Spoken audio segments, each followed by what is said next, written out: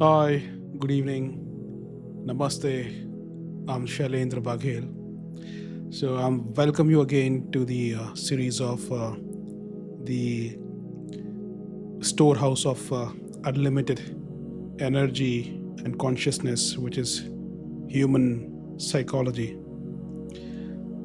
I have read Western theories as well, and it was always a moment of discovery for me that why modern psychology or leadership theories are not able to fully capitalize the potential of human depth. And what I have found, the reason is that western theories ने चेतना consciousness को उतना explore नहीं कर पाए, या उनका culture ऐसा था कि वो चेतना को, ह्यूमन कॉन्शियसनेस को, ह्यूमन सोल को उस लेवल पे एक्सप्लोर नहीं कर पाया जिस लेवल पर हमारे ऋषिज ने थाउजेंड्स ऑफ ईयर अगो चेतना को एक्सप्लोर किया था इन इट्स प्योरेस्ट फॉर्म। उन्होंने मन, बुद्धि और शरीर, इससे भी गहरी एक शक्ति है जिसका नाम है कॉन्शियसनेस, जिसका नाम है आत्म जागरूकता, उसको एक्सप्लोर किया, उस पर काम किया। And that's a reason why if you see western theories जहाँ एंड होती हैं वो कॉम्प्लीमेंट करती हैं इंडियन फिलोसफिकल थ्योरीज को, जिसमें चेतना के ऊपर बात करी जाती है, जिस पर चेतना कॉन्शियसनेस के ऊपर डिस्कशन किया जाता है, जिसमें ये कहा जाता है कि आत्मा अजर, अमर और अविनाशी है और वो उस परमात्मा सत्ता का स्वरूप है। So western theories help us measure, analyze and predict, but intuition, morality और सेल्फ रियलाइजेशन को समझाने में वो अधूरे रह जाते हैं। और इस मिसिंग लिंक को पूरा करता है कॉन्शियसनेस, चेतना। यही बताती है कि ध्यान क्यों काम करता है, आत्मचिंतन क्यों रूपांतरित करता है, और क्यों अवेयरनेस बेस्ड लीडरशिप ही सच्चा नेतृत्व है। So if next time you read about leadership और साइकोलॉजी, आस्क योरसेल्फ, क्या इसमें चेतना का जिक्र हुआ है, ह्यूमन कॉन्शियसनेस पर बात हुई है? And that is the reason why I'm having this channel, and that's the reason why I am having these discussions to bridge that gap, to fill that gap wherein a human psychology was not explored to that depth which our rishis have explored. And that's where human Indian psychology, Indian scriptures, be it Veda, Purana, gives you the holistic approach and the complete view of the human potential. And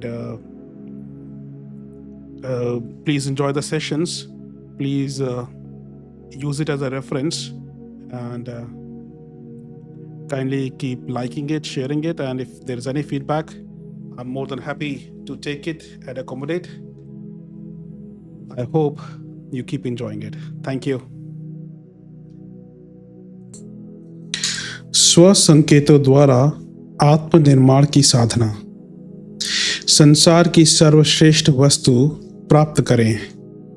आपसे पूछा जाए कि आप संसार और मानव जीवन की सर्वश्रेष्ठ वस्तु प्राप्त करना चाहते हैं, आप पूछेंगे कि बतलाइए वह क्या है।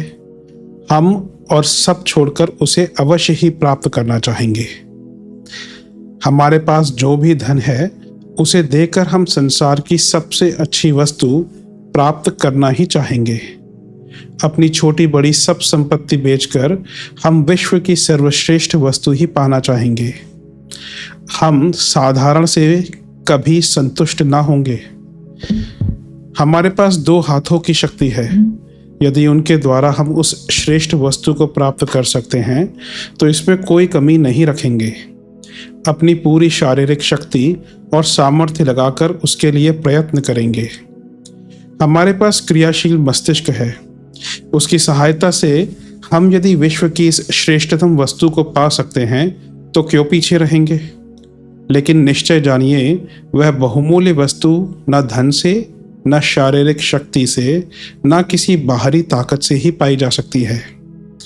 ईश्वर की कितनी बड़ी कृपा है कि संसार की अन्य सुलभ वस्तुओं जैसे जल, वायु इत्यादि की तरह वह भी हम सबके लिए सर्वसुलभ है, मानवीय पहुंच के भीतर है। केवल उसके लिए सच्ची चाह एवं सतत और निरंतर अभ्यास मात्र की ही आवश्यकता है। संसार की सर्वश्रेष्ठ वस्तु बड़ी दिव्य और अदृश्य है। ईश्वर ने हम सभी को वह बहुमूल्य मशीन दी है जिसके द्वारा यह वस्तु उत्पन्न की जा सकती है। अथर्ववेद में इस महाशक्ति, इस सर्वश्रेष्ठ वस्तु का संकेत इन शब्दों में कर दिया गया है। त्वम नो मेधे प्रथमा। लेट मी रिपीट, त्वम नो मेधे प्रथमा। 6/108/1 अर्थात सद्विचार ही संसार में सर्वश्रेष्ठ है। विचार उत्पन्न करने का यंत्र हमारा अपना मस्तिष्क है। हमारा यह मस्तिष्क हमारी रुचि, संगति, मनोवृत्ति, बुद्धि और आचार विचार के अनुसार भिन्न भिन्न प्रकार के अच्छे बुरे विचार पैदा करता है। मस्तिष्क को सही दिशा में चलाएं तो अच्छे स्वास्थ्य प्रदान करने वाले प्रेरक विचार पैदा होते हैं, किंतु यदि उसी को गलत दिशा में मोड़ दें तो उससे रोग, चिंता, उद्वेग और क्रोध इत्यादि मनोविकार उत्पन्न हो जाएंगे। सद्विचार आशा, उत्साह, पौरुष, धैर्य, त्याग, प्रेम, आनंद और उन्नति के विचार एक महान उत्पादक शक्ति है। जो विचार मनुष्य को नई नई प्रेरणा, नई दिशा, नई जिंदगी की नई आशा दे, उसे सही मार्ग में बढ़ाए, वही मानव की बहुमूल्य संपत्ति है। विचार यंत्र मानव शरीर का सबसे कीमती भाग है। आप पागल खाने में जाकर देखिए, आपको भारी भरकम, मजबूत, खूबसूरत तरह तरह के जवान मिलेंगे। उनका तन आपको खूब स्वस्थ दिखाई देगा। वे कुश्ती लड़े तो अच्छे अच्छों को जमीन पर पटक मारे, पर स्वस्थ तन में स्वस्थ मन रहेगा ही, यह आवश्यक नहीं। उन पागलों को बाहर से देखकर नहीं कहा जा सकता कि वे वास्तव में पागल हैं या नहीं, पर तीखी दृष्टि से देखने और कुछ देर साथ रहने पर आप पाएंगे कि उनका मस्तिष्क ठीक विचार पैदा नहीं कर रहा है।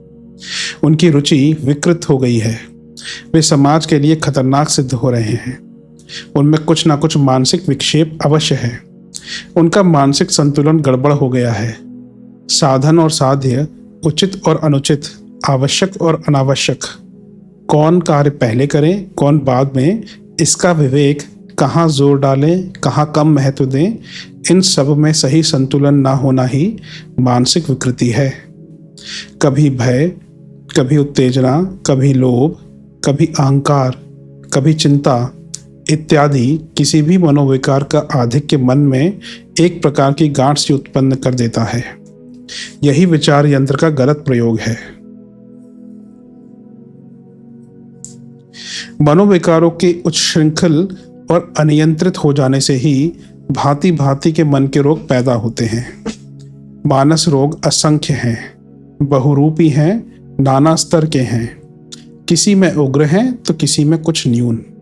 कोई निराशा में रो रहा है, कोई काल्पनिक भय देखकर मरा जा रहा है। किसी को अपने मातहतों, परिवार के सदस्यों या देश के नेताओं पर क्रोध आ रहा है। कोई बार बार अपने शरीर को धो धोकर आंतरिक एकत्र गंदगी से पीछा छुड़ाने जा रहा है। किसी की मानसिक विकृति ने उसमें विशेष प्रकार की शारीरिक अंग भंगिमा पैदा कर दी है।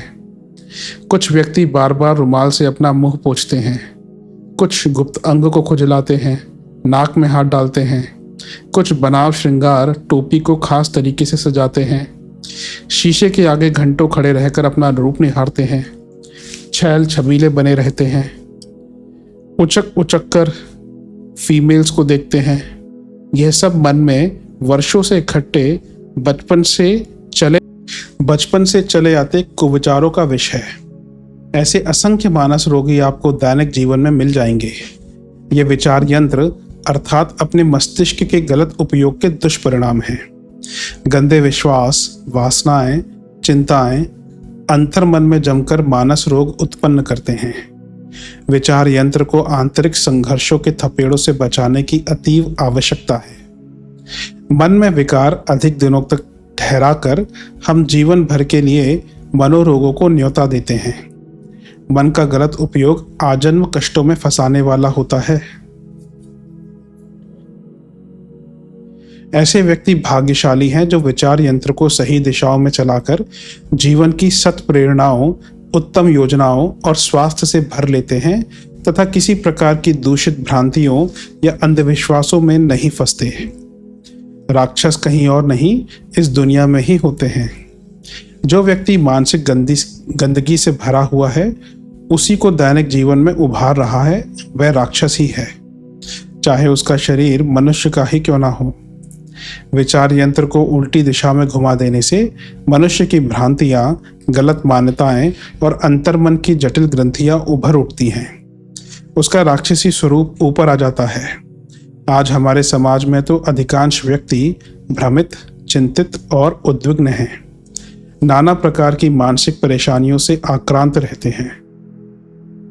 ऑकल्ट का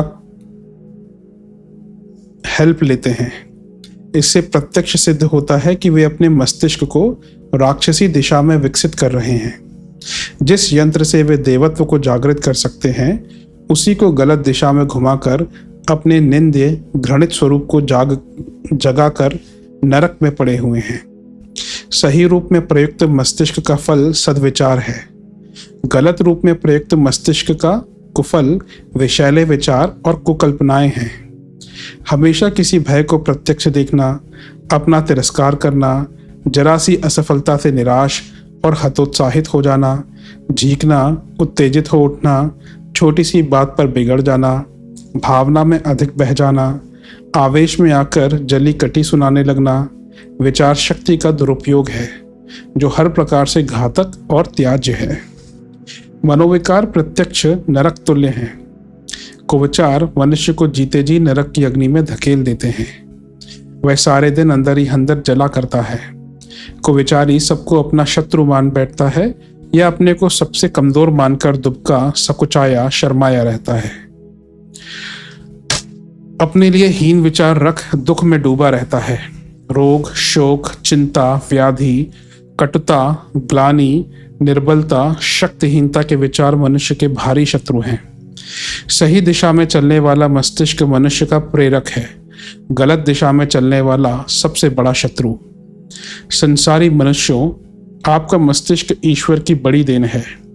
वह आपको सही दिशा में उत्पादक, सृजनात्मक, भव्य विचार उत्पन्न करने के लिए दिया गया है। अपने आप को अंतर्द्वंदों, द्विविधापूर्ण परिस्थितियों, संदेहों तथा व्यर्थ के वितर्कों में मत डालिए। आपके मस्तिष्क से स्वस्थ और आशावादी विचार ही उत्पन्न होने चाहिए। प्रत्येक विचार से आत्मविश्वास पैदा होना दीजिए। यही हम कुछ विचार बीज दे रहे हैं। ये विचार मंत्र को सही दिशाओं में घुमाने की रीतियां हैं। जैसे रम्य वाटिका में हम बीज बोते हैं और भांति भांति के वृक्ष और पुष्प पैदा होते हैं, वैसे ही इन विचारों पर मन को दृढ़ता पूर्वक एकाग्र करने से विचार यंत्र उन्हीं दिशाओं में चलता है।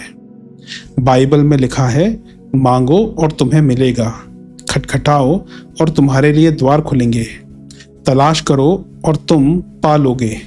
ये सब वाक्य हमारे अंदर में बैठी हुई उस दैवी शक्ति के सूचक हैं जिसे अंतरात्मा कहते हैं और जो हमें सदा ऊंचा उठाती है और आगे बढ़ाती है।